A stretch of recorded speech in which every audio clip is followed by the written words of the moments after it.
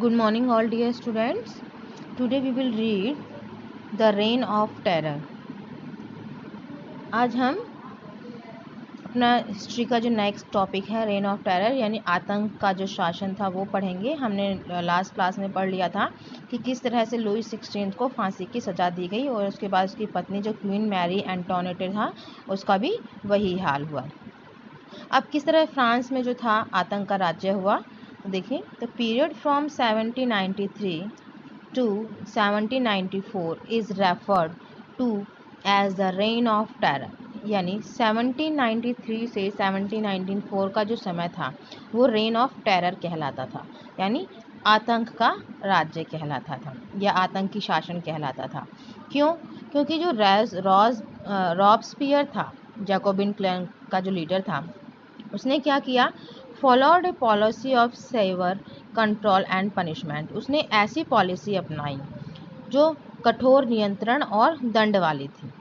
All those whom he saw being enemy of the republic, वो किसी जिसको भी रिपब्लिक का दुश्मन मानता था, जैसे ex nobles and clergy man, members of other political parties, even member of his own party who did not agree with his method. तो चाहे वो नोबल्स हों, क्लर्जी हों, अदर पॉलिटिकल मेंबर्स हों या उसकी खुद पार्टी के मेंबर हों या जो उसके तरीक़ों से एग्री नहीं होते थे, तो उसको वो क्या करता था, अरेस्ट कर लेता था, इम्प्रिजन, उसको बंदी बना लेता था and then tried by revolutionary tribunal, और उस पर फिर रिवोल्यूशनरी ट्रिब्यूनल लगा देता था, यानी देशद्रोह की सजा उसको देता था। If the court found them guilty they were गिलोटाइन।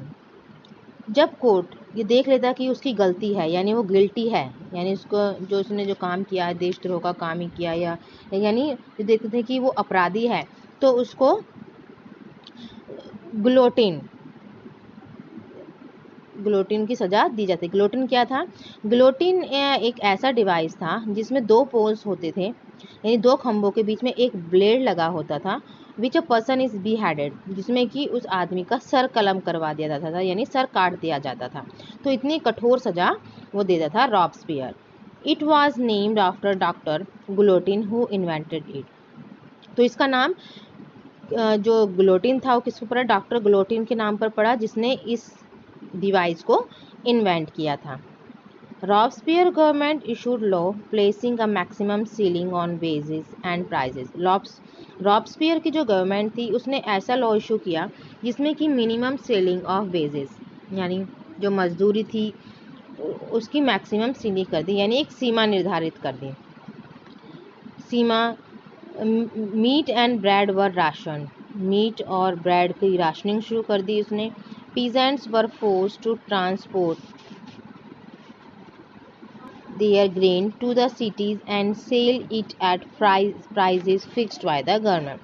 किसान थे, उनको इस बात के लिए फोर्स किया गया कि वो अपने जो भी ग्रेन्स हैं वो शहरों में बेचें, किस प्राइस पर? जो गवर्नमेंट ने प्राइस फिक्स किए हैं उस प्राइस पर, यानी वो अपना अनाज अपनी मर्जी से नहीं बेच सकते थे।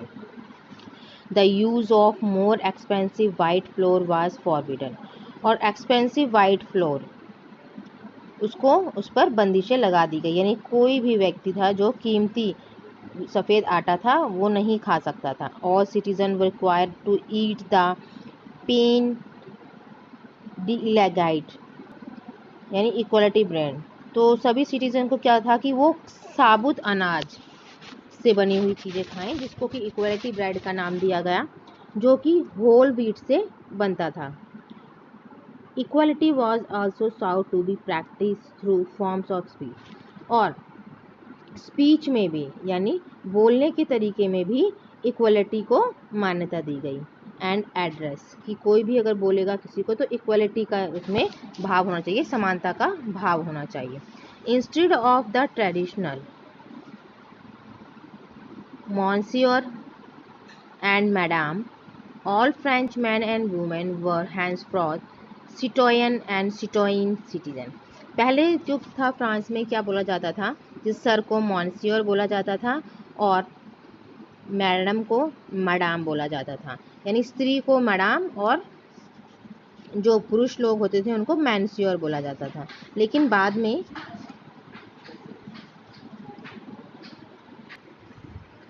बाद में क्या हुआ, फ्रांस में मैन एंड वुमेन के लिए सिटोइन और सिटोइन शब्द का प्रयोग है। जो सिटोयन था वो पुरुष के लिए किया गया और जो महिलाओं के लिए था सिटोइन्स का प्रयोग किया गया। चर्च वर शट डाउन, सभी चर्चों को बंद कर दिया गया and their building converted into barracks और ऑफिस, और उनकी बिल्डिंग्स को बैरक्स और ऑफिस में बदल दिया गया। Robespierre pursued his policy so relentlessly that even his supporters began to demand moderation. Roberts की जो पॉलिसीज थी वो उसके सपोर्टर भी अब उसके जो डिमांड थी उसमें मॉडरेशन चाहते थे, यानी बदलाव चाहते थे। Finally he was convicted by court in July 1794, और बाद में 1794 में उसको कन्विक्ट मान लिया गया, अपराधी मान लिया गया, उसको अरेस्ट किया गया and on the next day sent to the guillotine, और उसको भी गिलोटिन पर लटकाया गया, यानी उसका भी सर कलम करवा दिया गया। तो इस तरह से रॉबस्पियर का जो साम्राज्य था, आतंक का साम्राज्य था, वो खत्म हो गया। नेक्स्ट है डायरेक्टरी रूल्स फ्रांस। अब फ्रांस में देखिए लुई 16 का राज खत्म हो गया, है ना। रॉबस्पियर का जो जैकोबिन क्लन का जो लीडर था उसका भी राज खत्म हो गया। और डायरेक्टरी रूल्स फ्रांस, अब फ्रांस में डायरेक्टरी रूल आया। The fall of the Jacobin government allowed the wealthier middle class to seize power.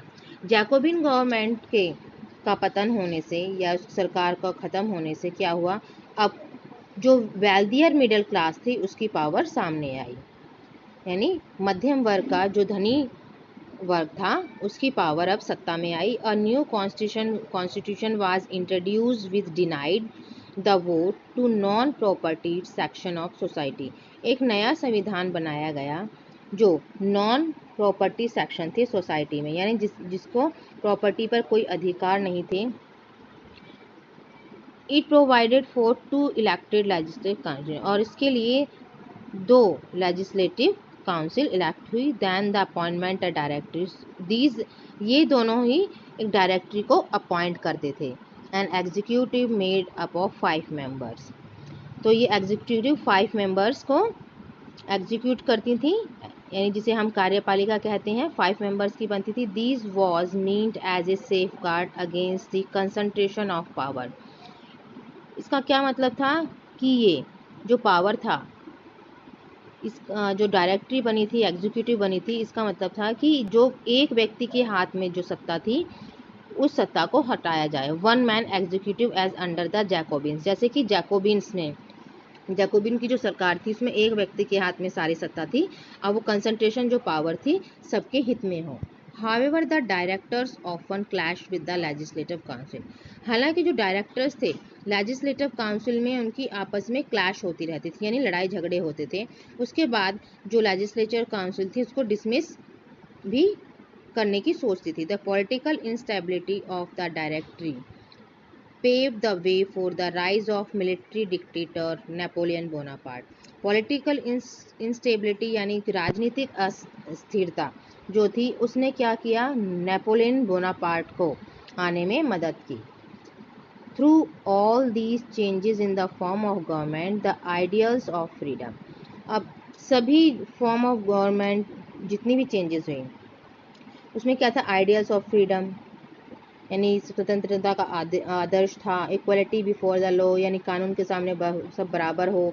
Fraternity remain inspiring ideal, भ्रातृत्व की, भाईचारे की भावना हो। That motivated political movement in France, France में पॉलिटिकल मूवमेंट हुए। The rest Europe during the following century, और तो इसमें आगे वाली सेंचुरी में क्या क्या हुआ वो हम नेक्स्ट क्लास में पढ़ेंगे। तो आज के लिए इतना ही। Goodbye everyone. Thank you very much. Stay home, stay safe.